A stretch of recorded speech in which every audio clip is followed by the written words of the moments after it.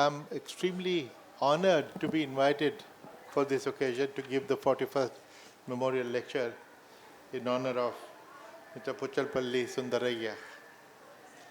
Now, I start my speech. Normally, I don't give a written speech, but I thought on such an important occasion, it is good to be careful with your words, particularly when the subject is very sensitive, like delimitation. Our friends, it is always a pleasure to be in Hyderabad. Few cities capture the idea of India better than this one. Hyderabad has never believed in rigid compartments. It comfortably carries north and south, Urdu and Telugu, biryani and technology, old world grace and global ambition, all at the same time. It's a particular honor to deliver the 41st Memorial Lecture in the name of Comrade Puchalpalli Sundaraiah, founding leader of the Communist Party of India and CPM later. A parliamentarian and one of the most principled voices for the rights of ordinary Indians that this country has produced. Sundaraiah understood that democracy is not merely about elections. It is about whether the structures of power genuinely serve the powerless. He fought for linguistic reorganization, for federal equity, for the dignity of those whom the system had left behind. The question I place before you today, how India balances democratic equality with federal fairness, is one that Sundaraiah would have engaged with passion and rigor. I hope this lecture does some justice to that tradition. మిత్రులారా, నేను కూర్చొని మాట్లాడటానికి మీ అందరి అనుమతి కోరుతూ ఈ ఉపన్యాసాన్ని ప్రారంభిస్తున్నాను. నాకు కొద్దిపాటి తెలుగు పరిచయం ఐఏఎస్ అకాడమీలో ట్రైనింగ్ తీసుకుంటున్నప్పుడు శర్మ గారి ద్వారా పరిచయం అయింది. ఆయన మాకు ఒక పాట కూడా నేర్పారు, ఓ రంగయ్యో పూల రంగయ్యో పాట. దాని అంతకుమించి నాకు తెలుగు తెలియదు. మిత్రులారా, హైదరాబాద్కు రావటం అంటే నాకు ఎప్పుడూ సంతోషమే. భారతీయ భావనకి హైదరాబాద్ నగరం అడ్డుపడుతున్న అర్థం చేసుకున్నంతగా మన సమగ్రంగా మరొక నగరం అర్థం చేసుకోదు, అలా చేసుకుంటుంది అని చెప్పి కూడా నేను అనుకోవటం లేదు. హైదరాబాద్ నగరం ఎప్పుడూ సంకుచితమైనటువంటి గోడల్ని కట్టుకున్నటువంటి నగరం కాదు. ఉత్తర భారతదేశానికి, దక్షిణ భారతదేశానికి, ఉర్దూకి, తెలుగుకి, బిర్యానీకి, అట్లాగే సాంకేతిక పరిజ్ఞానానికి ఆలవాలమైనటువంటి ఈ హైదరాబాద్ నగరం ఓవైపు పాతకాలపు రాజస్థానికి, మరోవైపు ఆధునిక సాంకేతిక ఆశాజ్యోతులకి ప్రాతినిధ్యంగా ఉంది. భారత కమ్యూనిస్ట్ ఉద్యమ వ్యవస్థాపకుల్లో ఒకరైనటువంటి ఓ ప్రతిభావంతమైనటువంటి పార్లమెంటరీ పార్టీ నాయకుడు, సగటు భారతీయుల ఆకాంక్షల్ని, హక్కుల కోసం నిందించినటువంటి ప్రతిభాశాలి కమ్రేడ్ పుచ్చలపల్లి సుందరయ్య. ఆయన భారత కమ్యూనిస్ట్ పార్టీ వ్యవస్థాపకుల్లోనూ ఒకరు, తరువాత సిపిఐఎం వ్యవస్థాపకుల్లో ముఖ్యుడిగా ఉన్నారు. అటువంటి పుచ్చలపల్లి సుందరయ్య గారి స్మారకార్థం ఈ 41వ స్మారకోపన్యాసం ఇచ్చే అవకాశం నాకు దక్కటం విశిష్టమైనటువంటి గౌరవంగా భావిస్తున్నాను. ఆయన దృష్టిలో ప్రజాస్వామ్యం అంటే కేవలం ఎన్నికలు మాత్రమే కాదు. ప్రజాస్వామ్యం అంటే ఇప్పటికీ ఉనికిలో ఉన్నటువంటి వ్యవస్థలు నిస్సహాయకులు ఆసరాగా ఉంటున్నాయా లేదా అనేది ఆయన పెట్టుకున్నటువంటి పరిశీలనకి గీటురాయి. అదేవిధంగా భాషాభాయుక్త రాష్ట్రాల కోసం, సమాఖ్య సమానత్వం కోసం, వ్యవస్థతోటి విస్మరించబడినటువంటి వారి ఆత్మగౌరవం కోసం అహర్నిశలు పాటుపడినటువంటి పుచ్చలపల్లి సుందరయ్య గారు ఈ ప్రత్యేక సందర్భంలో నేను దేశం ముందు ఒక ప్రశ్న ఉంచుతున్నాను. అది సమాఖ్య స్వభావపు నిష్పాక్షికతని, ప్రజాతంత్రితమైనటువంటి సమానత్వాన్ని సాధించడానికి భారతదేశం ఏం చేస్తుంది ఈరోజు అన్నది ఆ ప్రశ్న. ఈ ప్రశ్న వేసుకొని దీనికి సుందరయ్య గారు ఎంత నిబద్ధతతో సమాధానం చేయడం కోసం ప్రయత్నం చేసేవారో మనం ఒకసారి ఊహించుకోవాలి. ఆయన అనుసరించినటువంటి సాంప్రదాయానికి, అవగాహనకి కొనసాగింపుగానే ఈ స్మారకోపన్యాసం ఉంటుంది అని మీ అందరికీ భరోసా ఇస్తున్నాను. Hyderabad is the ideal place to discuss what may soon become the most sensitive question in Indian federalism, namely delimitation. Until recently, delimitation sounded like the sort of topic guaranteed to empty a conference hall in 10 minutes. It belonged to constitutional lawyers, retired bureaucrats, and election officials like me. Suddenly, it has become politically explosive, discussed in legislative assemblies, television studios, academic seminars, and increasingly in ordinary conversations across southern India. భారతదేశం యొక్క సమాఖ్య స్వభావాన్ని ప్రభావితం చేసే ఈ పునర్వ్యవస్థీకరణ అంశాన్ని చర్చించడానికి హైదరాబాద్ కంటే మెరుగైనటువంటి వేదిక ఉంటుందని చెప్పి అనుకోవటం లేదు. పునర్వ్యవస్థీకరణ అనగానే సభకు వచ్చినటువంటి వాళ్ళు డీలిమిటేషను అన్న వేదిక శీర్షికతోటి ఏదైనా సభ పెడితే ఉపన్యాసకులు మాట్లాడటాన్ని మొదలుపెట్టిన తర్వాత 10 నిమిషాల్లో హాల్ అంతా ఖాళీ అయిపోద్ది. అదంతా ఏదో రాజ్యాంగపరమైనటువంటి న్యాయవాదులకి, న్యాయవేత్తలకి, విశ్లేషకులకి, అట్లాగే ఎన్నికల సంఘంలో పనిచేసినటువంటి మాజీ, పూర్వ, ప్రస్తుత అధికారులు వాళ్ళందరూ మాట్లాడుకునేటువంటి టెక్నికల్ అంశంగానే ఎక్కువ మంది పరిగణిస్తూ వచ్చారు ఇప్పటిదాకా. కానీ ఇప్పుడు ఉన్నటువంటి ఏదో ఒక రాజకీయ విస్ఫోటనంగా మారింది. చట్టసభల్లోనూ, టీవీ స్టూడియోల్లో కూడా మేధో సెమినార్లలో ప్రధానమైనటువంటి చర్చనీయాంశంగా మారింది. అనతి కాలంలోనే ఈ దక్షిణ భారతదేశంలో రాజకీయ పరిభాషలో ప్రత్యేకంగా ఈ డీలిమిటేషన్ అనేది కీలకమైనటువంటి అంశంగా మారింది.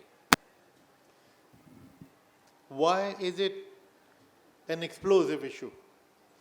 Because several southern states fear that success itself may become a political disadvantage. States that invested early in education, healthcare, and population stabilization now worry they may lose influence in parliament, precisely because they implemented national goals. That is a paradox worthy of serious national attention.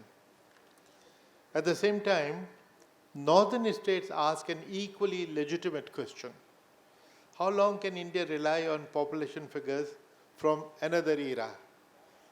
Can a democracy of 1.5 billion people base its parliamentary arithmetic on a census conducted when its population was barely 548 million? ఇప్పుడు ఉన్నట్టుగా ఈ delimitation సమస్య రాజకీయ విస్ఫోటనంగా ఎందుకు మారింది అనేది మనం ప్రశ్న వేసుకుంటే, దక్షిణాది రాష్ట్రాలకి ఎదురవుతున్నటువంటి ప్రశ్నలు అనేకం ఉన్నాయి.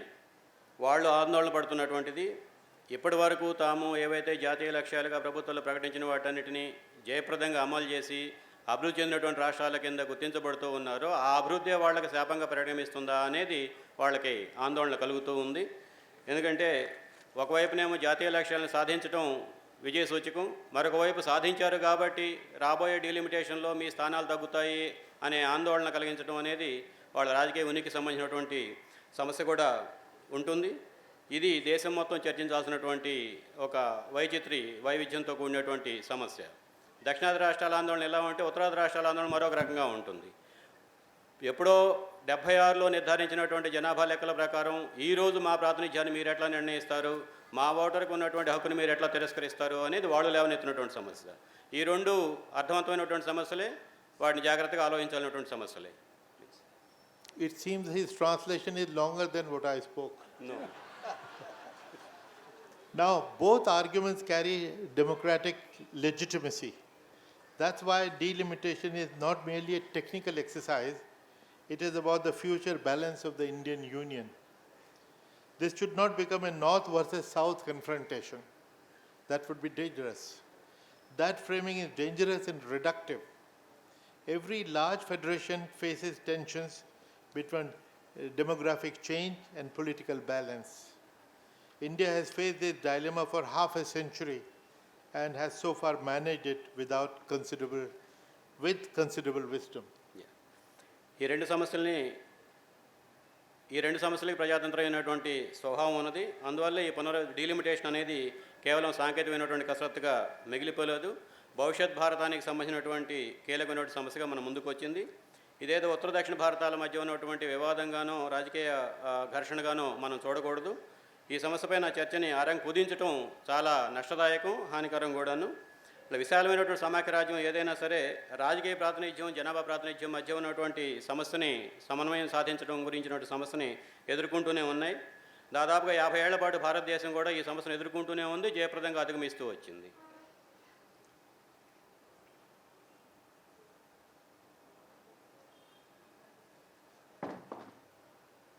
Yeah, frozen map. Many Indians do not realize that our parliamentary map is still based on 1971 census. The interstate distribution of Lok Sabha seats has effectively remained frozen since 1976. This was not an accident. It was a conscious political and moral decision. India recognized that if representation were tied strictly to population growth, states that controlled fertility like South India would be punished politically. So Parliament froze the redistribution first in 1976 until 2001, and then through the 84th constitutional amendment extended the freeze until the first census taken after the year 2026. I would like to mention here that the first freeze was in 1976. And some people are critical, they say this was done in emergency, in Indira Gandhi's time.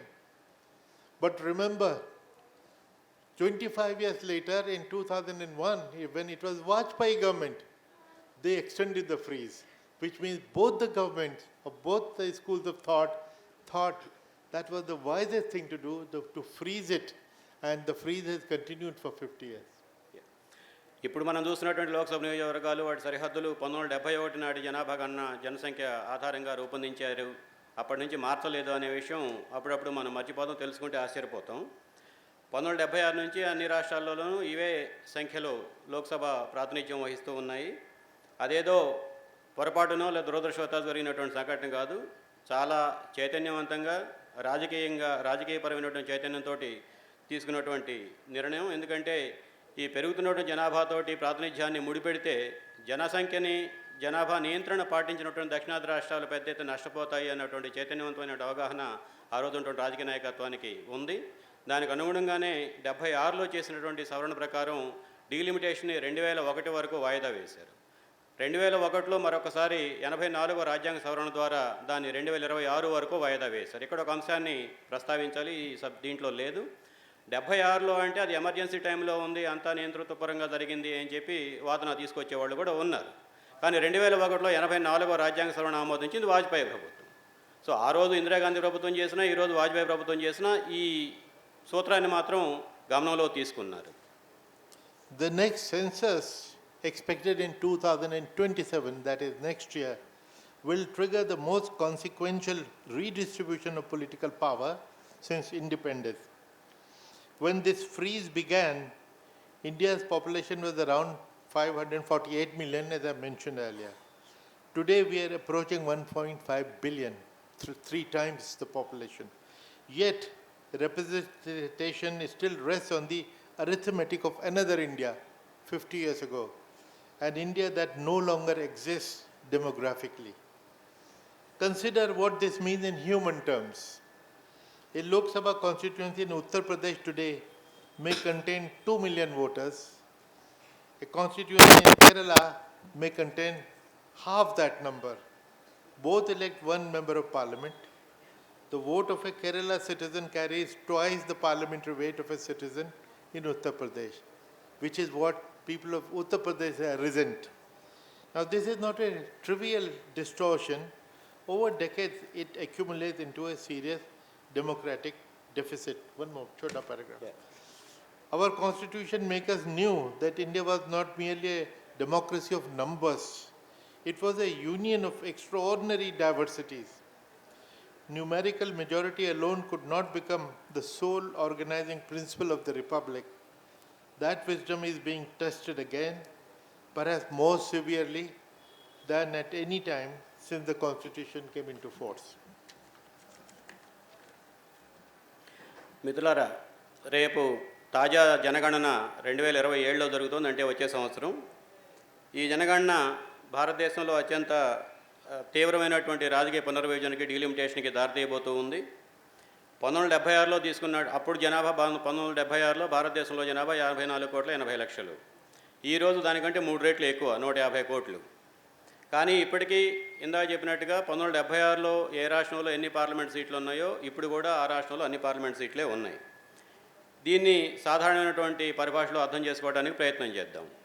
ఉత్తరప్రదేశ్లో ఒక లోక్సభ నియోజకవర్గంలో 20 లక్షల మంది ఓటర్లు ఒక అభ్యర్థిని ఎన్నుకొని పార్లమెంటుకు పంపిస్తారు. అదేవిధంగా కేరళలో 10 లక్షల మంది ఓటర్లు ఒక లోక్సభ అభ్యర్థిని ఎన్నుకొని పార్లమెంటుకు పంపిస్తారు. పార్లమెంట్లో వీళ్ళిద్దరికీ ఒకే ఓటు ఉంటుంది. కానీ వాళ్ళు ప్రాతినిధ్యం వహించేది ఒక చోట 20 లక్షల మందికి, మరొక చోట 10 లక్షల మందికి. ఇదేదో జనరల్ ఇది ఉత్తరప్రదేశ్లో ఉన్నటువంటి రాజకీయ పార్టీలు ముందుకు తీసుకొస్తున్నటువంటి చర్చ. ఇది కేవలం వక్రీకరించడం కోసం లేదా రాజకీయ చర్చ కోసం చెప్తున్నటువంటి విషయం కాదు. ఇది కాలక్రమంలో ప్రజాస్వామ్యపరమైనటువంటి లోటుగా మారే ప్రమాదం ఉంది, మారుతూ ఉంది. భారతదేశంలో ఉన్నటువంటి ప్రజాస్వామ్యం గణాంకాలకు సంబంధించినటువంటి ప్రజాస్వామ్యం కాదు. భారతదేశం యొక్క నిర్మాణం, విస్తృతి, వైవిధ్యం చాలా విస్తారమైంది, లోతైంది అని రాజ్యాంగ నిర్మాతలు కూడా గుర్తించున్నారు.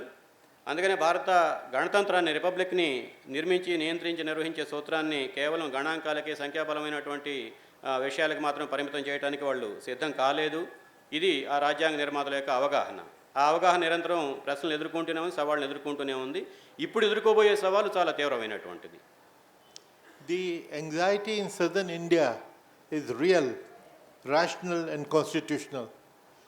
Tamil Nadu, Kerala, Karnataka, Andhra Pradesh and Telangana implemented population stabilization seriously and very early. Fertility rates declined in these states. Women's education improved dramatically. Public health systems expanded. These states did what the Indian state repeatedly urged them to do. Now comes the paradox. Tamil Nadu today has a total fertility rate of approximately 1.8. Let me explain what is total fertility rate or TFR. Total fertility rate is the number of children a woman will produce in her lifetime. And currently, all India average is average 2 children. And also it is important to understand what is called a replacement rate. Replacement rate of population is 2.1. What does it mean?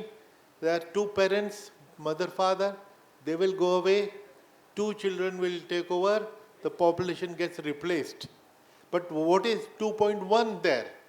0.1 is to take care of any early deaths. Some children die in their childhood. To take care of that, if the TFR is 2.1, that means the replacement rate, the population will not increase, it will only get replaced. మిత్రులారా, ఇప్పుడు దక్షిణాదేశ రాష్ట్రాలు ఆందోళన వ్యక్తం చేస్తున్నటువంటిది హేతుబద్ధమైనది, రాజ్యాంగబద్ధమైనది కూడా. తమిళనాడు, కేరళ, ఆంధ్రప్రదేశ్, ఇప్పుడు ఉన్నటువంటి తెలంగాణ రాష్ట్రాలు సమర్థవంతంగా జనాభా స్థిరీకరణ ప్రాజెక్టులని జయప్రదంగా అమలు జరిపాయి. కేంద్ర ప్రభుత్వం జాతీయ స్థాయిలో ఏవైతే జాతీయ లక్ష్యాలుగా నిర్ధారించిందో వాటన్నింటినీ జనాభా విషయంలో, కనీసం అక్షరాస్యత, జనాభా ఇటువంటి విషయాలలో దక్షిణాది రాష్ట్రాలు జయప్రదంగా అమలు చేశాయి. ప్రజారోగ్య వ్యవస్థ కూడా విస్తరించింది.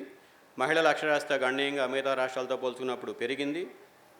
ఇవన్నీ దక్షిణాది రాష్ట్రాలు అమలు చేశాయి.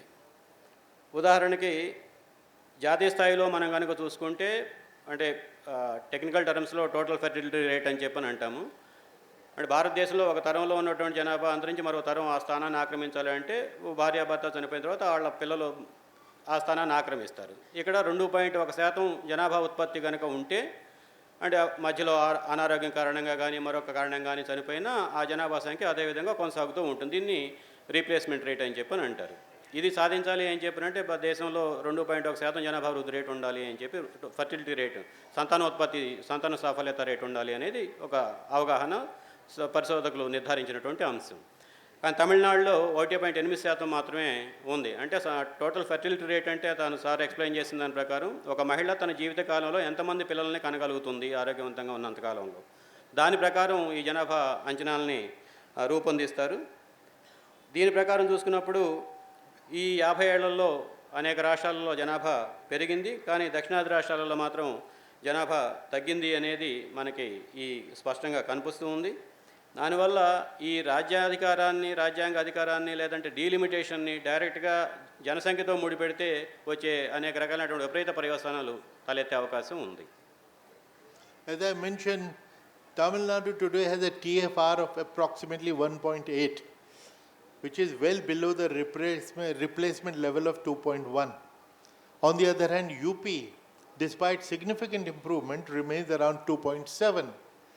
This gap, accumulated over 50 years of divergent demographic choices is now enormous. If parliamentary seats simply follow population, the gap translates directly into political power. Your UP will get more seats, South India will get less seats. Southern states leaders are not being parochial when they protest about it. They are asking a fundamental question: should states that invested in human development be politically penalized for doing so? That deserves a serious national answer, not dismissal as regional sentiment. మిత్రులారు ఇందా చెప్పినట్టుగా తమిళనాడులో 1.8% చొప్పున సంతానోత్పత్తి సాఫల్యత ఉంటే ఉత్తరప్రదేశ్లో 2.7% చొప్పున ఉంది. ఇది జనాభా పెరుగుదలకి సూచిక. ఈ ప్రకారం పార్లమెంట్ స్థానాలు డీలిమిటేషన్లో స్థానాలు నిర్ణయించేటట్టయితే సహజంగా ఉత్తరప్రదేశ్ ఎక్కువ స్థానాలు పోతాయి, మిగతా రాష్ట్రాలు తక్కువ స్థానాలు వస్తాయి. ఇది వాళ్ళు లేవనెత్తినటువంటి మౌలికమైనటువంటి ప్రశ్న. ఈ ప్రశ్న వేసినందువల్ల దక్షిణాది రాష్ట్రాల్లో ఉన్నటువంటి రాజకీయ నాయకుల్ని సంకుచితమైనటువంటి మనస్తత్వం కలిగినటువంటి వాళ్ళని మనం అనుకోవడానికి వీలు లేదు. ఎందుకంటే అదేమి సాదాసీదా ప్రశ్నగా చాలా కీలకమైనటువంటి మౌలికమైనటువంటి ప్రజాస్వామ్యానికి మౌలికమైనటువంటి ప్రశ్న. వాళ్ళు వేసినటువంటి ప్రశ్న యొక్క అర్థం ఏమిటి? మానవ వనరులను అభివృద్ధి చేయడం కోసం మేము ఇంత ఖర్చు పెట్టి విజయాలు సాధిస్తే ఆ విజయమే మాకు శాపంగా మారుతుందా అన్నది వాళ్ళు లేవనెత్తున్నటువంటి ప్రశ్న. ఆ ప్రశ్న వేసినందుకు వాళ్ళని ప్రాంతీయ భావావేశాలకి భావోద్వేగాలకి లోను అవుతున్నారు అని చెప్పి మనం విమర్శించే ఉపయోగం లేదు, విమర్శించడం కరెక్ట్ కూడా కాదు. The northern states have a counterclaim, and fairness demands we hear the other side with equal seriousness. A democracy cannot indefinitely deny representational weight to growing populations. The principle of one vote, one person, one vote, one value cannot be suspended forever. We suspended it for 50 years, can we suspend it forever? A young voter in Bihar and UP cannot be told that his voter carries less weight because his state's population grew faster. That young voter did not make a demographic policy. He was born into his circumstances. To permanently undervalue his vote is itself a form of democratic discrimination. మిత్రులారా, ఇప్పుడు ఉత్తరాది రాష్ట్రాల యొక్క వాదన కూడా మనం వినాలి. ఏదైనా ఒక సమంజసమైనటువంటి హేతుబద్ధ నిర్ణయానికి రావాలంటే రెండు పక్షాల వాదనలు వినాలి. కాబట్టి ఇప్పుడు ఉత్తరాది వాళ్ళు ఏం చెప్తున్నారో విందామని చెప్తున్నారు. వాళ్ళు చెప్తున్నటువంటిది ఏంటి? శాశ్వతంగా మా ప్రాతినిధ్యానికి హక్కులు విలువలు తగ్గిస్తారా అనేది వాళ్ళు లేవనెత్తిన యొక్క ప్రశ్న యొక్క సారాంశం. ఇది నాణ్యానికి రెండో వైపు ఉన్నటువంటి వాదన. మన రాజ్యాంగం ఏ సూత్రంపై ఆధారపడి ఉంది? ఒక మనిషి, ఒక ఓటు, ఒక విలువ. మరి అదే సూత్రాన్ని మాకు వర్తింపజేయాలి కదా అనేది వాళ్ళు ముందు తీసుకొస్తున్నటువంటి విషయం. ఉత్తరప్రదేశ్లోనో బీహార్లోనో జనాభా గణనీయంగా పెరిగిపోయింది కాబట్టి మీ రాష్ట్రాల్లో ఉన్నటువంటి ఓటర్లు వేసే ఓటుకి దక్షిణాది రాష్ట్రాల్లో ఓటర్లు వేసే ఓటు విలువకి సగమే ఉంటుంది అని చెప్పి మనం చెప్పాలా? అది చెప్పడం కరెక్టా కాదా అన్నది ప్రశ్న. ఎందుకంటే ఆ ప్రశ్న వేసే యువకుడో యువతో ఆ జనాభా విధానాన్ని నిర్ధారించినటువంటి వాళ్ళు కాదు, దాన్ని అమలు చేసినటువంటి వాళ్ళు కాదు. వాళ్ళు ఆ పరిస్థితుల్లో పుట్టారు అంతే. కాబట్టి ఆ రకమైనటువంటి ఓటర్ల యొక్క ఓటు హక్కుని శాశ్వతంగా కుదించడం, తగ్గించడం అనేది ప్రజాతంత్ర వివక్షకు దారితీస్తుంది అన్న ఆందోళన ఉంది. The northern states are also changing. Fertility rates are falling. Education levels are rising. To freeze representation on a 1971 snapshot is to deny both the change that has occurred and the change that is continuing. The northern claim is not simply about political advantage, it is about democratic dignity. While South talks of political advantage, the North speaks of democratic equality. ఉత్తరాది రాష్ట్రాల్లో కూడా పరిస్థితులు మారుతూ ఉన్నాయి. అక్కడ కూడా సంతానోత్పత్తి రేట్లు తగ్గుతూ ఉన్నాయి, అక్షరాస్యత పెరుగుతూ ఉంది, మిగతా మానవాభివృద్ధి సూచికల్లో మార్పులు వస్తూ ఉన్నాయి. కాబట్టి ఇప్పటికీ మనం 1971-76 కాలంలో ఉత్తరాది రాష్ట్రాలను ఎట్లా చూసామో ఈరోజు కూడా అలాగే చూడాలి అని అనుకోవటం కరెక్ట్ కాదు. మారుతున్న క్రమాన్ని మనం గుర్తించడానికి సిద్ధం కాని పరిస్థితిని అది ముందుకు తెస్తుంది అనేది వాళ్ళ వాదన. అట్లాగే ఈ రకమైనటువంటి ప్రాతినిధ్యం యొక్క విలువని మనం చర్చించేటప్పుడు ఉత్తరాది రాష్ట్రాల వాదన కేవలం వాళ్ళకేదో రాజకీయంగా అదనపు అవకాశాలు సంపాదించాలనో కొట్టేయాలనే ఉద్దేశం ఈ డీలిమిటేషన్ ద్వారా అన్నది దానికే పరిమితం చేయకూడదు ఈ చర్చని. ఇది ప్రజాస్వామ్యపరమైనటువంటి ఆత్మగౌరవానికి సంబంధించిన సమస్య కూడా. దక్షిణాది రాష్ట్రాలకి రాజకీయ అవకాశాల సమస్యగా కనపడవచ్చు, ఉత్తరాది రాష్ట్రాలకి ప్రజాస్వామ్య గౌరవానికి సంబంధించిన సమస్యగా కనిపిస్తుంది. The Prime Minister and the Home Minister have repeatedly assured southern states that no state will lose a single seat after delimitation. And also proportional allocation will be protected. Under the proposed expansion to around 850 seats, the government is planning to increase the size of Lok Sabha from 543 to 850 now that they have a bigger building available. Under the proposed expansion to around 850 seats, southern states too would gain proportionately. Tamil Nadu may rise from 39 seats to nearly 60, while Uttar Pradesh may rise from 80 to 120. Both will gain. Not one seat will be reduced, proportion will be retained. But there is a catch, which I'll explain maybe in the right away. These assurances cannot be dismissed. They represent a commitment that delimitation will not become an instrument of demographic dominance of the North. But here there is the catch. Parliamentary politics does not operate through ratios. It operates through actual voting strength. Lok Sabha doesn't vote in proportions. It votes in actual numbers. Today, the gap between Uttar Pradesh and Tamil Nadu is roughly 40 seats, 39 versus 80. And if 50% increase takes place, 39 or shall we say 40 will become 60 and 80 will become 120. Proportion is the same, but actual gap extends to from 40, it will increase to 60. That is where the catch is, so which is going to be a subject of debate. Yeah. మిత్రులు, ఇక్కడ ఈ చర్చ జరుగుతున్నప్పుడు కేంద్రంలో ఉన్నటువంటి ప్రధానమంత్రి కానీ హోంమంత్రి కానీ పదే పదే హామీలు ఇస్తూ ఉన్నారు. దక్షిణాది రాష్ట్రాలకి ఏ ఒక్క లోక్సభ స్థానం తగ్గే సమస్య లేదు, తగ్గనివ్వము, వాళ్ళకి ఏదైతే పార్లమెంట్లో నిష్పత్తి ఇప్పటిదాకా ఉందో పార్లమెంట్ లోక్సభ స్థానాలలో ఆ నిష్పత్తి యథాతథంగా కొనసాగుతూ ఉంటుంది అని చెప్పి వాళ్ళు భరోసా ఇస్తున్నారు. ఇప్పుడు పార్లమెంటు స్థానాలు కొత్తగా డీలిమిటేషన్ జరిగితే 850 స్థానాలకి పెరిగే అవకాశం ఉంది లోక్సభ స్థానాలు. దానికి తగ్గట్టుగానే పెద్ద బిల్డింగ్ కూడా కట్టారు. ఇప్పుడు ఉన్నటువంటి 543 లోక్సభ స్థానాలకి బదులుగా రేపు 850 మందిని ఎన్నుకోవాల్సినటువంటి పరిస్థితి వస్తుంది. దీంట్లో భాగంగా దక్షిణాది రాష్ట్రాల్లో కూడా సీట్లు పెరుగుతాయి కదా అనేది ప్రభుత్వం చెప్తున్నటువంటి వివరణ. ఉదాహరణకి ఇప్పుడు ఉత్తరప్రదేశ్లో 80 స్థానాలు ఉన్నాయి, 50% చొప్పున పెరుగుతాయి అని చెప్పి లెక్కేసుకుంటే వాళ్ళు 120 స్థానాలకి వెళ్తారు లోక్సభలో. తమిళనాడులో 39 స్థానాలు ఉన్నాయి, వాళ్ళు 60 స్థానాలకి వెళ్తారు. వీళ్ళు పెరుగుతున్నారు, వాళ్ళు పెరుగుతున్నారు కదా, ఇంకా తగ్గేది ఎక్కడ అనేది ప్రభుత్వం చెప్తున్నటువంటి వాదన. వాటిని ఎమ్మటే తోసిపుచ్చడానికి కూడా వీలు లేదు. ఎందుకంటే ప్రభుత్వం మరొక వాదన ఏం చెప్తోంది, ఈ డీలిమిటేషన్ అనే కసరత్తు జనాభాపరమైనటువంటి ఆధిపత్యాన్ని సంపాదించడం వైపు మేము నడవనివ్వము అని చెప్పి వాళ్ళు చెప్తూ ఉన్నారు. కానీ ఇక్కడ మనం అర్థం చేసుకోవాల్సింది ఏంటంటే పార్లమెంటు పని విధానం ఏ రాష్ట్రం నుంచి ఎంత మోతాదులో లోక్సభ సభ్యులు ఉన్నారు అన్న దాన్ని బట్టి ఉండదు. పార్లమెంటు పని విధానం, దాని నిబంధనావళి అవన్నీ కూడా వేరువేరుగా ఉంటాయి. ఇప్పుడు ఉన్నటువంటి లెక్కనే మనం చూసుకుంటే తమిళనాడు ఉత్తరప్రదేశ్ స్థానాలకి మధ్య ఉన్నటువంటి గ్యాపు 40 స్థానాలు. పెరిగిన తర్వాత కూడా అదే గ్యాప్ కొనసాగుతుంది.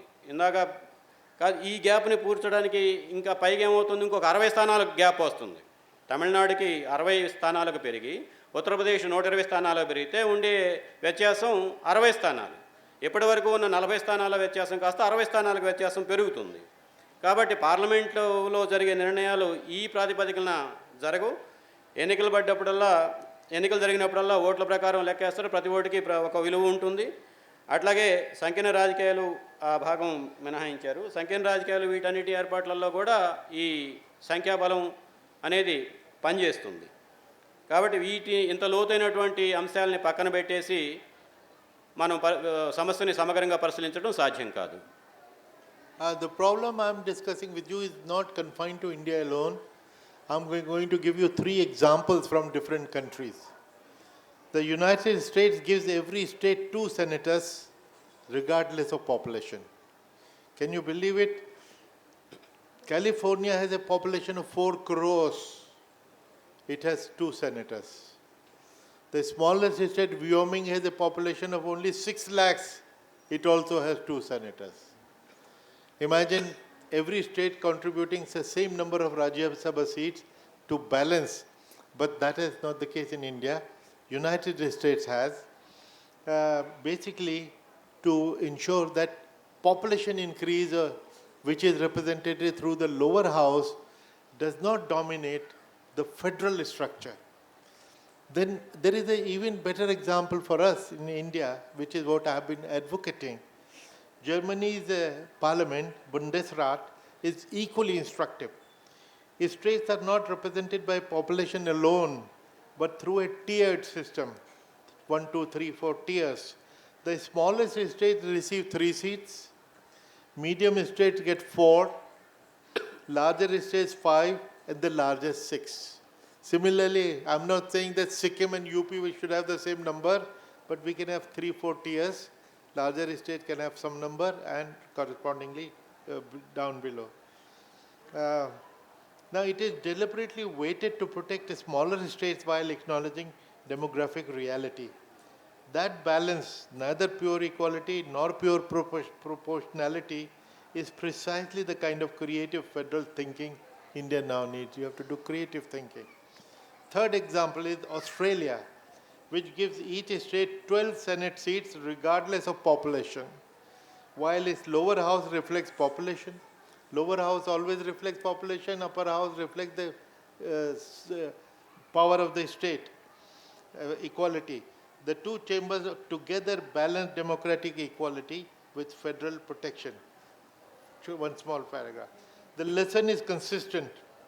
Large, diverse federations almost always insulate their upper chambers from pure population arithmetic. India's constitution intended exactly this logic. The question is whether our institutions have kept pace with our demographic realities. మిత్రులారా, ఇటువంటి సమస్య కేవలం భారతదేశానికి మాత్రమే ప్రత్యేకమైనటువంటి సమస్య కాదు. అనేక దేశాల్లో ఇటువంటి సమస్యలు ఉన్నాయి. దానికి తగ్గ పరిష్కారాలు వాళ్ళు వెతుక్కున్నారు. ఉదాహరణకి అమెరికా గురించి తీసుకుంటే కాలిఫోర్నియాలో 4 కోట్ల జనాభా ఉంటుంది. వ్యోమింగ్ అనే చిన్న రాష్ట్రంలో 6 లక్షల జనాభా ఉంటుంది. ఆ వ్యోమింగ్ అనే రాష్ట్రం కూడా ఎగువ సభ అంటే సెనెట్కి 2 ఎంపీలని పంపిస్తుంది. కాలిఫోర్నియా నుంచి కూడా 2 ఎంపీలే ఉంటారు. దిగువ సభ జనాభా ప్రాతినిధ్యానికి తగ్గట్టుగా ఉన్న ఎగువ సభ మాత్రం ఆ సమాఖ్య స్వభావాన్ని కాపాడటం కోసం రూపొందించబడినటువంటి సభ. అట్లాగే జర్మనీ పార్లమెంటు ఉదాహరణ తీసుకుంటే మరింత మన అనుభవాలకి దగ్గరగా ఉంటుంది. ఆ జర్మనీలో కూడా దొంతర్ల వ్యవస్థ ఉంది. ఏ రాష్ట్రంలో ఎంతమంది జనాభా ఉంటే అంతమంది ఎంపీలు అన్నది కాదు. ఆ దొంతర్ల వ్యవస్థలో 1 నుంచి 4 దొంతర్లు వాళ్ళు నిర్ణయించారు. చిన్న రాష్ట్రానికి 3 సీట్ల ప్రాతినిధ్యం అనివార్యంగా ఉంటుంది. అట్లాగే ఆ అది ప్రాథమిక దొంతర. దానిపైన ఉన్నటువంటి దొంతరకి 4 సీట్లు, ఆ దొంతరలో ఉన్నటువంటి రాష్ట్రాలకి 4 సీట్ల ప్రాతినిధ్యం ఉంటుంది. దానిపైన ఉన్నటువంటి ఊహించారు, దాని తగ్గట్టుగానే చట్టసభల నిర్మాణం జరిగింది. అయితే ఇప్పుడు మన ముందు ఉన్నటువంటి ప్రశ్న, ఆ ఎగువ సభలు నిజంగా రాష్ట్రాల యొక్క హక్కుల్ని కాపాడే పద్ధతుల్లో వ్యవహరిస్తున్నాయా లేదా అనేది అది వేరే సమస్య. ఇన్ని ప్రశ్నలు మనం వేసుకున్న తర్వాత ప్రత్యామ్నాయాలు ఏమిటి అనేది మనం ఆలోచించాల్సినటువంటి విషయం. ఇక్కడ చాలా ప్రత్యామ్నాయాలు ఉన్నాయి. ఇక్కడ కొన్నిటిని ప్రస్తావిస్తున్నారు. మొదటి ప్రత్యామ్నాయం, ఇప్పుడు మనం ఇందాక చెప్పినటువంటి ఆ సంతానోత్పత్తి సామర్థ్యం దాదాపుగా అన్ని రాష్ట్రాలు ఒకే ధోరణికి సమానమైనటువంటి తరుగుదల స్థాయికి వచ్చే అవకాశం కనిపిస్తుంది. పరిశోధకులు, విశ్లేషకులు ఇంకో కొంతకాలం పట్టుద్దని చెప్పి అన్నారు, కానీ అట్లా లేదు. చాలా వేగంగానే వాళ్ళ మధ్య దక్షిణాది రాష్ట్రాలు, ఉత్తరాది రాష్ట్రాల మధ్య ఉన్నటువంటి ఆ వ్యత్యాసం తగ్గుతూ ఉంది. కాబట్టి అది పూర్తిగా తగ్గి సమానమైనటువంటి బేస్ లైన్కి వచ్చేంత వరకు ఈ డీలిమిటేషన్ని ఇంకో 10 ఏళ్ళలో 15 ఏళ్ళలో వాయిదా వేస్తే ఎక్కువ ఉపయోగకరంగా ఉంటుంది కదా అనేది ఒక ప్రత్యామ్నాయం. అయితే దీంతో కొంత ఖర్చు కూడా ఉంటుంది, ప్రభుత్వం పైన భారం కూడా ఉంటుంది. అలాగని చెప్పి శాశ్వతంగా ఇంకో 10 ఏళ్ళలో 15 ఏళ్ళలో ఇంకా మా ప్రాతినిధ్యాన్ని 50 ఏళ్ల క్రితం నాటి ప్రాతినిధ్యం ప్రకారం మీరు లెక్కేస్తారా అనే సమస్య కూడా అక్కడ తలెత్తుతుంది. The second proposal is a composite formula, a weighted framework giving substantial importance to population while also recognizing objective indicators of successful governance, mixed of the two, population growth and development which has been achieved by South India. This is not a radical idea. The Finance Commission already uses this formula. Population, income gap, area, forest cover, and demographic performance, all these factors are taken into consideration by the Finance Commission. The Commission doesn't distribute the money equally, but looking at all these considerations. Why should representation depend on only one variable when fiscal devolution already uses many? ఇక రెండో ప్రత్యామ్నాయం మిశ్రమ ప్రాతినిధ్యానికి సంబంధించినటువంటి ప్రత్యామ్నాయం. ఈ మిశ్రమ ప్రాతినిధ్యంలో ప్రభుత్వాలు అనేక లక్ష్యాలు సాధించడంలో మెరుగైన ఫలితాలను చూపించిన దాన్ని పరిగణలో తీసుకోవటం, రెండోది జనాభా పెరుగుదలను కూడా పరిగణలో తీసుకోవటం. ఇదేదో ఇప్పటికిప్పుడు మనం కొత్తగా ముందుకు తీసుకొస్తున్న చర్చకు పెడుతున్నటువంటి విప్లవాత్మకమైన ఆలోచన కాదు. ఆర్థిక సంఘం ఈ పద్ధతిని మిశ్రమ పద్ధతిని అమలు జరుపుతూ ఉంది. ఎందుకంటే ఆర్థిక సంఘం అనేది అన్ని రాష్ట్రాలకి సమానంగా నిధులు పంచటం లేదు. ఏ రాష్ట్రానికి ఎంత నిధులు అవసరం, ఎంత కేటాయించాలి అనే దానికి కొన్ని ప్రమాణాలని నిర్ధారించుకుంది. ఆ రాష్ట్రంలో అటవీ విస్తీర్ణం ఎంత ఉంది, జనాభా పెరుగుదల రేటు ఎట్లా ఉంది, మానవ వనరుల అభివృద్ధి ఎలా ఉంది, ఆర్థిక వనరులు, సొంత ఆదాయ వనరులు ఏ మేరకి సంపాదించుకునే అవకాశాలు, వీటన్నిటిని దృష్టిలో పెట్టుకొని వాళ్ళు ఒక మిశ్రమ సూచికని తయారు చేశారు. ఆ సూచిక ప్రకారం ఏ రాష్ట్రానికి ఎంత నిధులు పోవాలో నిర్ధారిస్తూ ఉన్నారు. ఆ నిర్ధారణ ప్రకారం అమలు జరుగుతూ ఉంది. మరి ఆర్థిక సంఘం రోజువారీ ఆర్థిక వ్యవస్థకు నడవడానికి కావాల్సినటువంటి కీలకమైన ఆర్థిక సంఘం ఆ మిశ్రమ ప్రాతిపదికని పాటించి అమలు జరుపుతూ ఉన్నప్పుడు మరి రాజకీయ ప్రాతినిధ్యం వహించే డీలిమిటేషన్ విషయంలో మాత్రం ఒకే సూచిక పైన, జనాభా సూచిక పైన మాత్రం ఎందుకు ఆధారపడాలి అనేది ఇక్కడ ప్రశ్న. The formula which I am suggesting might assign 70% weight to population and 30% to a combination of fertility achievement, female literacy, and infant mortality reduction.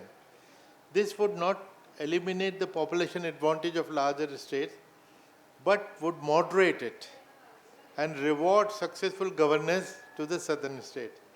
It is, I believe, the most intellectually honest option available. ఇప్పుడు ఈ మిశ్రమ ప్రతిపాదన వల్ల జరిగే ప్రయోజనం ఏమిటి అనేది ఒక అంచనాపూర్వకమైనటువంటి లెక్కని మన ముందు పెడుతున్నారు. జనాభాకి, ఆ రాష్ట్రంలో ఉన్నటువంటి జనాభాకు 70% మార్కులు వేసి మిగతా మానవ వనరుల అభివృద్ధికి, ఆ మానవ వనరుల అభివృద్ధి విషయంలో రాష్ట్రాలు సాధించినటువంటి దానికి 30% మార్కులు వేస్తే ఆ రాష్ట్రాల మధ్య ఉన్నటువంటి ప్రాతినిధ్యం డీలిమిటేషన్ జరిగేటప్పుడు రాష్ట్రాల మధ్య ఉన్నటువంటి రాష్ట్రాలకు ప్రాతినిధ్యం వహించే లోక్సభ సభ్యులు సంఖ్య కాస్తంత మరీ అంత విస్తృతమైనటువంటి వ్యత్యాసంతో సంబంధం లేకుండా కాస్త దగ్గరగా ఉంటుంది. ఈ ప్రతిపాదన అమలు జరిపినంత మాత్రాన మొత్తంగా జనాభాతో వస్తున్నటువంటి సంఖ్యాబలాన్ని మనం తొలగించలేము. కానీ ఆ గ్యాప్ని, వ్యత్యాసం ఏదైతే ఉందో, ఆ విజయాలు సాధించినటువంటి రాష్ట్రాలకి, జనాభా ఎక్కువ ఉన్నటువంటి రాష్ట్రాలకి మధ్య వ్యత్యాసం ఏదైతే ఉందో దాన్ని తగ్గించుకుంటూ రావచ్చు. ఇది నిజాయితీగా ఆలోచించి పరిష్కారం చేస్తే, పద్ధతిని ఆచరణలో తీసుకొస్తే ఎక్కువ ప్రయోజనాలు కలిగే అవకాశం ఉంది అనేది కురేషి గారి ప్రతిపాదన. The third is phased redistribution, gradual adjustment across 2 or 3 election cycles, not all immediately, but over 2-3 elections, which will allow democratic adjustment and reduce political shock. The linguistic reorganization of a state succeeded precisely because sensitivity and patience prevailed over brute arithmetic. ఇక మూడో ప్రత్యామ్నాయం, ఇప్పుడు ఏదైతే ప్రభుత్వం delimitation చేయాలని చెప్పి అనుకుంటుందో దాన్ని ఏకాఏకిన ఒక కలంపోటుతో చేసేయకుండా, తద్వారా అనేక రకాలైనటువంటి సమస్యలకు అవకాశం ఇవ్వకుండా నిదానంగా దశలవారీగా ప్రయోగాత్మకంగా చేసుకుంటూ, ఆ ప్రయోగాత్మకంగా చేసుకునే క్రమంలో వచ్చే సమస్యలను పరిష్కరించుకుంటూ మరలా రెండో దశ ప్రయోగానికి సిద్ధం కావటం, దేశాన్ని సిద్ధం చేయటం, రాజకీయ పార్టీని సిద్ధం చేయటం. ఉదాహరణకి మనకి భాషా ప్రయుక్త రాష్ట్రాల ఏర్పాటు గురించినటువంటి వివాదం మీరు చూసే ఉంటారు, చదువుకునే ఉంటారు. ఆ భాషా ప్రయుక్త రాష్ట్రాల విషయంలో పెద్ద ఎత్తున భావోద్వేగాలకి, ఆందోళనలకి అవకాశం లేకుండా అనుభవాల ఆధారంగా ప్రభుత్వం విధానంలో ఉన్నటువంటి తప్పులను సవరించుకుంటూ రాష్ట్రాలను ఏర్పాటు చేసుకుంటూ వచ్చారు. కాబట్టి ఈరోజు మనం ఈ రకమైనటువంటి సమాఖ్య స్వభావంతో ఉన్నటువంటి రాష్ట్రాలను మనం చూస్తూ ఉన్నాం. కాబట్టి ఈ దశల వారీగా అనుభవాల్ని దృష్టిలో పెట్టుకొని తప్పుల్ని సవరించుకుంటూ వెళ్ళే మార్గం కూడా మూడో ప్రత్యామ్నాయం. Of the three I have suggested, I find the composite formula, which was number 2, most promising. It honors both democratic representation and federal fairness. It creates incentives for good governance. It requires no constitutional surgery, and it has a working precedent in the Finance Commission model that India has already accepted as legitimate.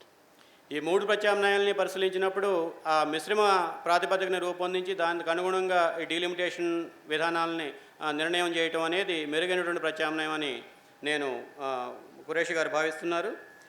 ఎందుకంటే అటువంటి ఆ మిశ్రమ ప్రాతిపదికని రూపొందించడం ద్వారా అటు విజయాలు సాధించినటువంటి రాష్ట్రాలకి వాళ్ళ విజయాలకి ఒక విలువ ఉంటుంది, జనాభాకు సంబంధించినటువంటి ఎక్కువ ఉన్నటువంటి రాష్ట్రాలు వాళ్ళకి ప్రాతినిధ్యం ఉంటుంది.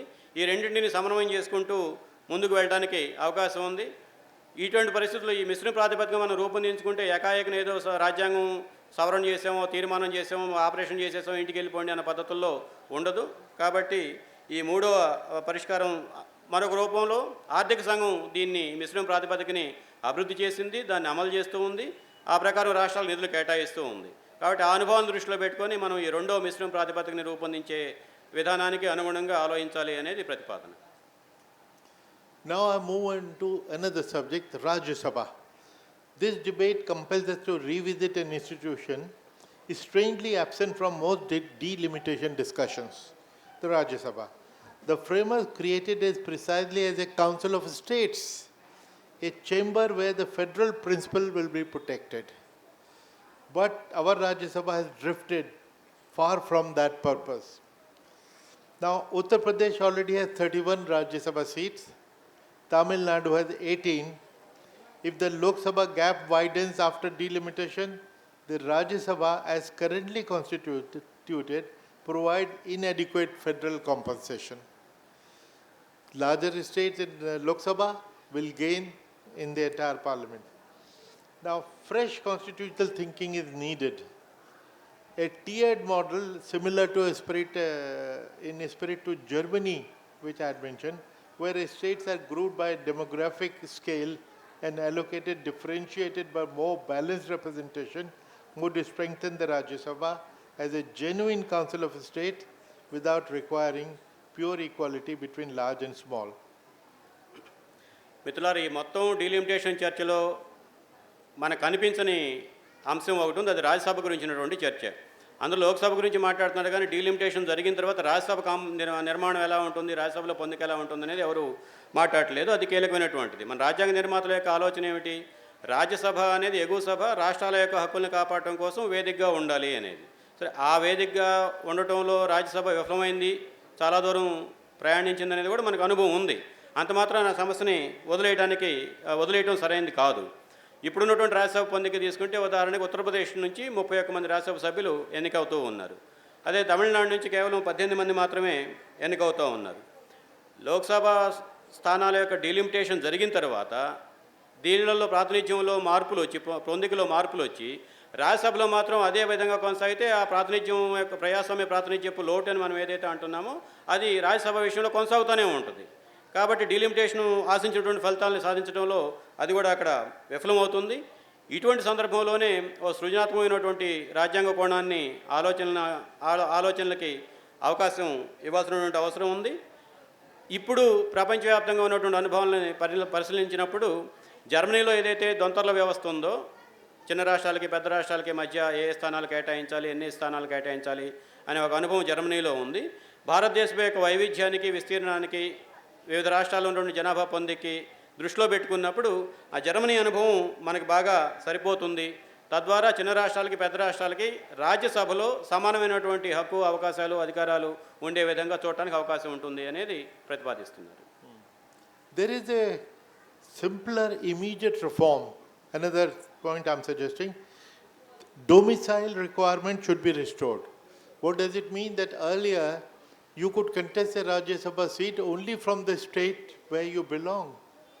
Imagine in Tamil Nadu somebody from Punjab or UP or Bihar comes because he has the money and contests the election and becomes Rajya Sabha MP from Telangana and Andhra Pradesh. This is what happened in Jharkhand. People with money started going there and started contesting. That defeats the whole purpose of the Council of States, which is a check on brute majority of the Lok Sabha.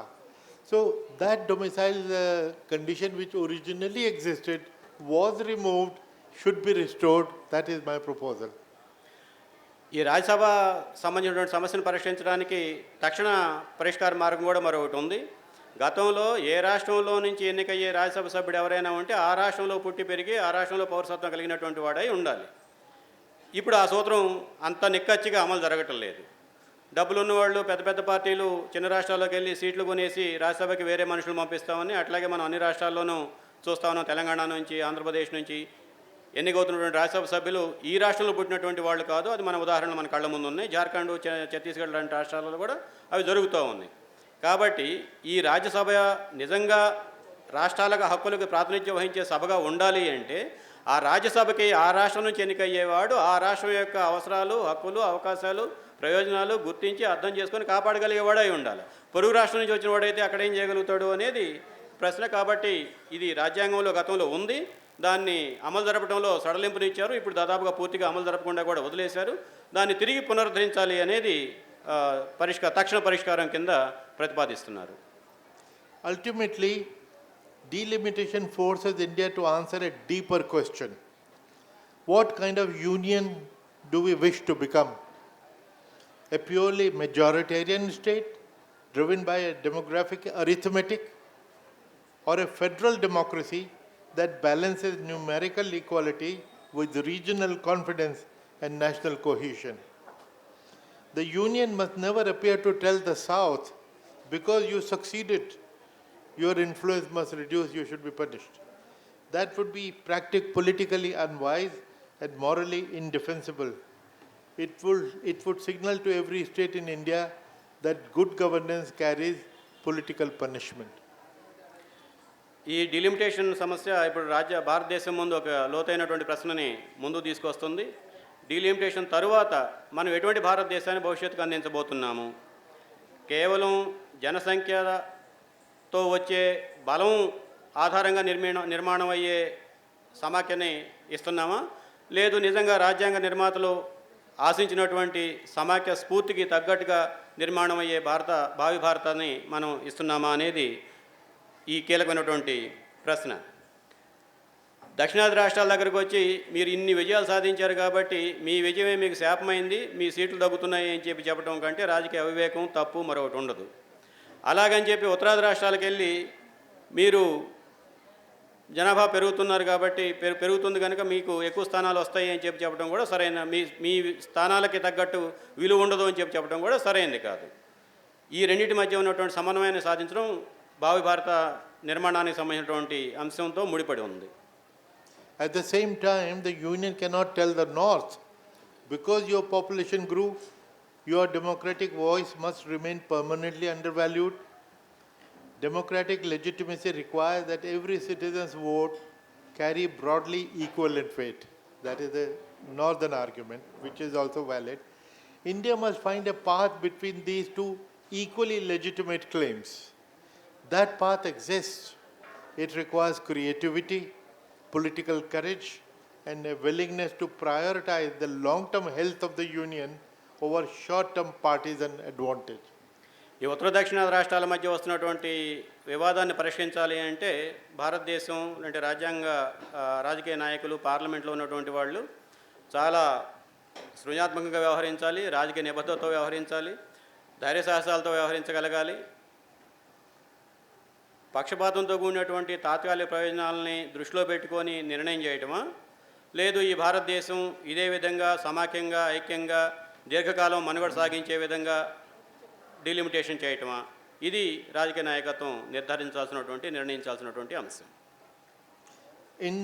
Indian Constitution is built on balance, and we have several alternatives which we have experimented with. The Lok Sabha reflects population, Rajya Sabha protects federalism, the Finance Commission balances equity, language policy evolved through accommodation. India's genius has always lain not in rigid uniformity but in negotiated coexistence. భారత రాజ్యాంగం చాలా చర్చోపచర్చల తర్వాత ఒక విధానాన్ని మన ముందుకు తీసుకొచ్చింది. అది ఆ సంతులనతని సాధించటం. లోక్సభ ఆ రాష్ట్రంలో ఉన్నటువంటి జనాభాకి ప్రాతినిధ్యం వహిస్తే రాజ్యసభ రాష్ట్రాలకి ప్రాతినిధ్యం వహిస్తుంది. అట్లాగే ఆర్థిక సంఘం అభివృద్ధికి సంబంధించినటువంటి సమానత్వంలో పెద్దపీట వేసే విధంగా ఉంది. భాషా విధానం మన నిరంతరం రాష్ట్రాల మధ్య కేంద్రం మధ్య సంవాదం చర్చలు తద్వారా అంగీకారం ఆ పద్ధతుల్లో విస్తృతమైనటువంటి వైవిధ్యానికి అవకాశం ఇచ్చింది, బహుళత్వానికి అవకాశం ఇచ్చింది. ఇప్పుడు భారతదేశంలో ఉన్నటువంటి ఈ శక్తి సామర్థ్యాలు, ఆ క్రియేటివ్ సృజనాత్మకత, ప్రతిభా పాఠవాలు ఏవైతే ఉన్నాయో అవేమీ కరుడుగట్టినవి కాదు, కాలంతో పాటు మారటానికి సిద్ధమైనటువంటి అంశాలే. కాబట్టి సంప్రదింపుల ద్వారా సహజీవనం ఆధారంగా ఆధునిక భారతాన్ని నిర్మించుకోవడానికి ఈ డీలిమిటేషన్ని ఒక సందర్భంగా ఉపయోగించుకోవాలి. I'm skipping 3 paragraphs. The time for reasoned dialogue is now. Before the census report comes, before the delimitation commission is announced and gives its recommendation, then the stand will become harder, they will be hardened. The time to negotiate is now. Before positions harden, because before formulas are imposed without consultation, before constitutional restructuring begins without consensus. This cannot be resolved through television shouting matches or partisan triumphalism. It requires the quiet, sustained, multi-party deliberation that produced the original constitution freeze in 1976. I keep referring to that logic. What was logical then in 1976 is still valid today. When India's political leadership across party lines chose federal wisdom over demographic advantage. ఈరోజు ఉన్నటువంటి సమస్యని పరిష్కరించుకునే క్రమంలో మనం ముందడుగు వేయాలి. రాజకీయ భావావేశాలు, భావోద్వేగాలు కరుడుగట్టి ససేమిరా అనే స్థితికి వెళ్ళకముందే మనం చర్చలు ప్రారంభించాలి. దానికి ఏదో టీవీలో జరిగే అరుపులు కేకలు పెడబబ్బులతోటి జరిగే పరిష్కారం కాదు ఇది. 1976 రాజ్యాంగ సవరణ చేసేటప్పుడు ఏ రకమైనటువంటి ఆ రాజకీయ నాయకత్వం ఏ రకమైనటువంటి మెళుకుతోటి వ్యవహరించిందో ఆ మెళుకువ, ఆ మేళవింపు ఈరోజు ఉన్నటువంటి రాజకీయ నాయకత్వానికి కూడా ఉండాలి. The challenge before India is not simply how many seats should each state receive.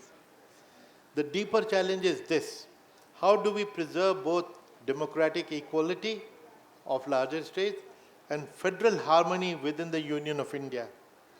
That is among the defining constitutional questions of the coming decade. The answer will shape India's union for generations. దేశం ముందు ఉన్నటువంటి ప్రశ్న, ఈరోజు delimitation ముందు ఉన్నటువంటి ప్రశ్న, ఏ రాష్ట్రానికి delimitation తర్వాత ఎన్ని స్థానాలు వస్తాయి, ఎన్ని స్థానాలు తగ్గుతాయి అన్నది ఒకటే కాదు.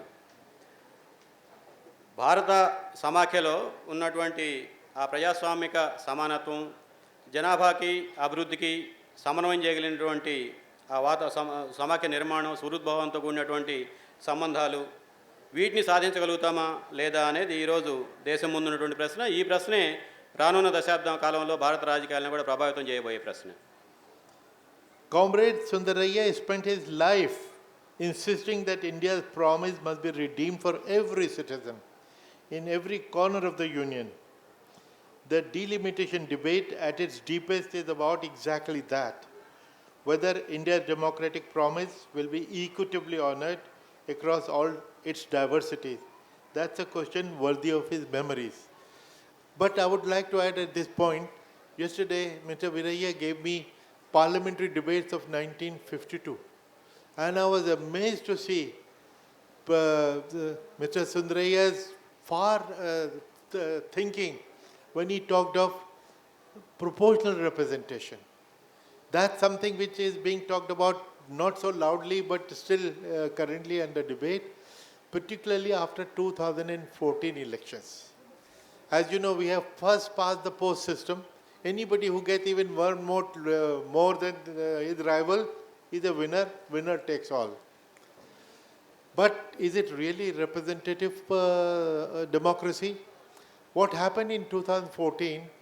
One party in UP, BSP, with 20% vote share, 20%. Do you know how many seats it got? 0. Now imagine 20% population, their vote goes waste and there is a 0 seat and they have no voice in Lok Sabha. Since then the debate for proportional representation has become live. And proportional doesn't mean communal in communal sense. political parties' vote share. If BSP got 20% vote share, it should ideally get 20% seats, if not 20%, at least 10%, at least 5%, but some voice in Lok Sabha should be provided. And there is a model which I have been propagating also, again a German model, which is a mixed model. Half the constituencies are elected like currently we do, first past the post system, every constituency. The other half is on the basis of proportional representation, which is the number of votes a political party gets. On that basis, there is a list given, say 100 candidates, and if you get 10%, top 100 become the member of parliament. Now, this has been talked about all over the world for 30, 40 years. New Zealand follows it, some other countries, and even in Asia, Sri Lanka, and more recently Nepal follow it, and it is working beautifully. Why can't we try that in India? The time has come to debate and go back to Mr. Sundarayya's speech in 1952. Sundarayya గారు ఈ భారతదేశంలో ఉన్నటువంటి ప్రభుత్వాలు చేసే ఏ నిర్ణయమైనా సాధించే ఏ విజయమైనా ప్రతి మారుమూలలో ఉన్నటువంటి భారతీయుడికి అందాలి అన్న లక్ష్యాన్ని సాధించడం కోసం ఆయన జీవితాన్ని అంకితం చేశాడు, అహర్నిశలు కృషి చేశాడు. అటువంటిది ఈరోజు మనం డీలిమిటేషన్ గురించి మాట్లాడుకుంటున్నాం. ఆ డీలిమిటేషన్ అంటే ఆ మారుమూల ఉన్నటువంటి వ్యక్తికి ఆ వ్యక్తి వేసే ఓటుకి సరైనటువంటి విలువ దక్కుతుందా దక్కట్లేదా అనేది ఈ డీలిమిటేషన్ యొక్క సారాంశం. ఈ భారతదేశంలో ఉన్నటువంటి బహుళత్వాలని వైవిధ్యాలని వీటన్నింటినీ మన పరిగణలో తీసుకొని నిర్ణయం తీసుకోవాల్సినటువంటి సందర్భం. ఈ సందర్భంగా 1952లో రాజ్యసభలో కామ్రేడ్ పుచ్చలపల్లి సుందరయ్య గారు చేసినటువంటి ఉపన్యాసాన్ని నిన్ననే చూశారు. ఆ సందర్భంగా ఆ ఉపన్యాసంలో ఆయన ఈరోజు 30-40 సంవత్సరాలుగా ప్రపంచంలో అనేక దేశాలు దామాషా ప్రాతినిధ్యం గురించి మాట్లాడుతూ ఉన్నాయి. కొన్ని దేశాలు శ్రీలంక, నేపాల్, న్యూజిలాండ్ లాంటి దేశాలు చిన్న చిన్న దేశాలైనా సరే అవి అమలు చేస్తూ ఉన్నాయి జయప్రదంగా. అటువంటి దామాషా ప్రాతినిధ్యం గురించి ఆయన 1952లోనే రాజ్యసభలో జరిగినటువంటి చర్చల్లో ప్రస్తావించారు. అటువంటి రాజకీయ సృజనాత్మకత, దార్శనికత ఉన్నటువంటి నాయకత్వం ఈరోజు ఈ డీలిమిటేషన్ సమస్యకి పరిష్కారం కనుక్కోవడానికి ఉపయోగపడుతుంది.